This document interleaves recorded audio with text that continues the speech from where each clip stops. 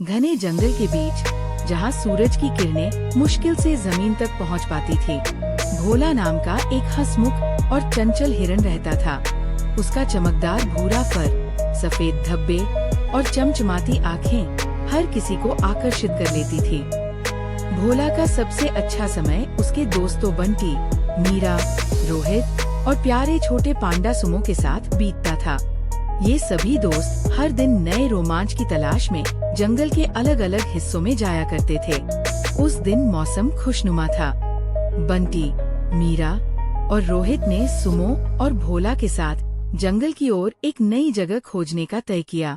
उन्होंने सुना था कि पुराने उल्लू ने जंगल के पूर्वी हिस्से में एक खूबसूरत साफ मैदान के बारे में बताया था। सभी खुशी खुशी चल रहे थे कि तभी उन्हें एक हल्की चींची की आवाज सुनाई दी। आवाज किसी छोटी चिड़िया की थी और वो काफी दर्द भरी लग रही थी। यह आवाज कहाँ से आ रही है?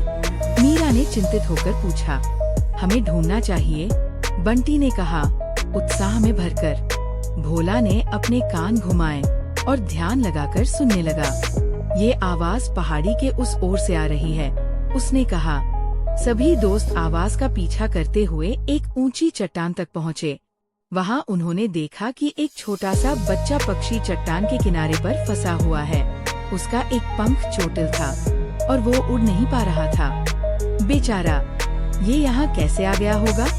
रोहित ने दुखी होकर कहा। शायद तेज हवा ने इसे घोंसले से गिरा दिया होगा। भोला ने अंदाजा लगाया। हमें इसे बचाना होगा, मीरा ने कहा। लेकिन इतनी ऊंचाई पर कैसे जाएं? बंटी ने चट्टान को घूरते हुए पूछा। सभी दोस्त एक जगह बैठकर बचाव की योजना बनाने लगे। सुमो ने चट्टान पर चढ़ने की कोशिश की, लेकिन पत्थर बहुत फिसलन भरे थे। बंटी ने एक लंबी छड़ी से पक्षी तक पहुंचने की सोची, लेकिन छड़ी भी चट्टान तक नहीं पहुंच पाई। मुझे चढ़ने दो, भोला ने आत्मविश्वास के साथ कहा। तुम पक्का कर पाओगे? रोहित ने चिंता जताई। मैंने पहाड़ियों पर चढ़ना पहले भी किया है, मेरी टांगे मजबूत हैं, मैं ध्यान से चढ़ूंगा, भोला ने जवाब दी। भोला ने अपनी तेज और मजबूत टांगों की मदद से चट्टान पर चढ़ना शुरू किया। पत्थर खिसक रहे थे और हर कदम पर फिसलने का खतरा था। नीचे से मीरा और बंटी उसे लगातार सावधान रहने को कह रहे थे। धीरे चलो, भोला, मीरा ने आवाज लगाई। मैं बिल्कुल ठीक हूँ, भोला ने जवाब दिया। थोड़ी देर बाद भोला आखिरकार चट्टान के किनारे तक पहुँच गया। वहाँ वह छोटे पक्षी के पास पहुँचा, जो उसे डर भरी आँखों से देख रहा था। भोला ने धीरे से उसे अपने नरम पीठ पर चढ़ने दिया। डरो मत, मैं तुम्हें सुरक्षित नीचे ले जाऊंगा, उसने पक्षी को भरोसा दिलाया।